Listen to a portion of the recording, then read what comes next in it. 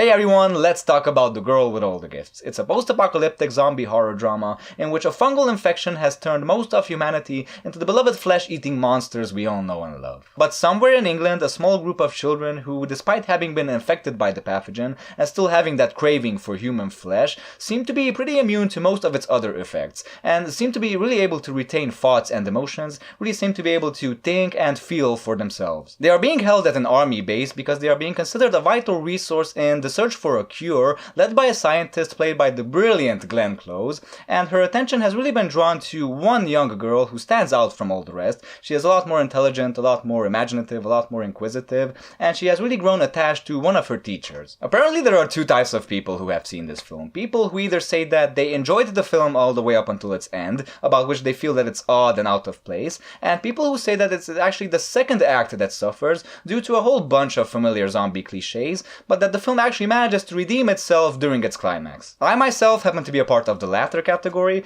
but I'm really happy that basically everyone agrees that the beginning of this film, the first 30 minutes, the first act, is insanely strong, insanely badass. And I really wish I had seen this film actually without knowing that it was going to be a zombie film, because the way it is slowly revealed to us like what exactly these children are, why they are attending school lessons being all tied up and carefully, closely guarded by guards, is one hell of an effective reveal. All the way up until their base eventually falls, being overrun by the infected, the film is incredibly riveting, and by that point it just becomes incredibly suspenseful and tense. There is this very good action scene, almost completely constructed out of long shots, that manages to feel incredibly grounded, and really blows most zombie films completely out of the water. But then we are left with a small group of survivors, the girl, the teacher, the scientist, and two soldiers, and the film really starts going downhill. I mean, it's almost as if they either spent most of their budget on all the extras they had to use in that previous action sequence, or they just didn't have enough imagination to really come up with anything as clever for the latter two-thirds of the film. They eventually end up in a town, the zombies start feeling less and less threatening,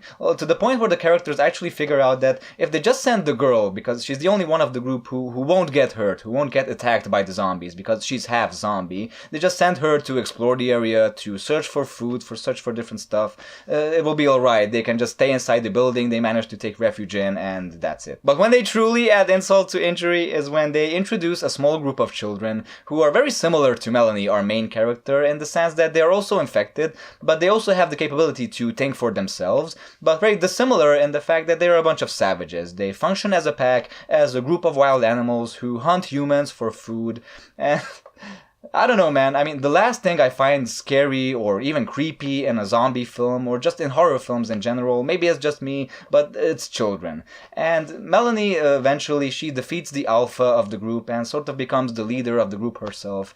And I don't know, that just felt like when the film went straight into some coming-of-age young adult bullshit to me, honestly. Which really shouldn't be a surprise, because the film is adapted from a novel, and when I first discovered this, actually discovering the novel in a bookstore, I was like, okay, maybe something got lost in adaptation, so to speak, which would explain why this film is a little bit subpar in its last two-thirds. But turns out the novel is written by the screenwriter himself. I mean, the script and the book were written in tandem, allegedly. So I don't know, it doesn't really want to make me read the novel now. But like I said, I am one of those people who actually thinks that the film does redeem itself somewhat during its end. Not completely, but there are some very interesting ethics and moral questions brought into the mix, because the scientist, in order for her to invent this cure, she would have to kill Melanie. And in the beginning, Melanie agrees to this, but after a while she starts thinking wait a second, what am I doing? Why am I sacrificing myself and this race or this species I am now unwillingly a part of, but still, why am I sacrificing all of this for another species that views me as nothing more than a mere abomination, a monster? And you really start feeling for her, you really start seeing her point, actually. And it's basically a story about everyone trying to do what they think is best in order to survive, but at the end of the day, it's still survival of the fittest. So would I recommend The Girl with All the Gifts? Yeah, I would. I mean, some things about it are quite exceptional. The acting, first and foremost. Everyone does a great performance in this, and there are some very, very cool moments and some very interesting ideas, so I would recommend it. If you want a more action-oriented zombie film, I would suggest you rather watch Train to Busan, but this is also quite interesting. And what I want to ask you guys is, what are some of your favorite zombie films? Don't forget to leave your answers down below. Thanks for watching this review. If you enjoyed it, don't forget to like, comment, and subscribe so I can see you later with other reviews.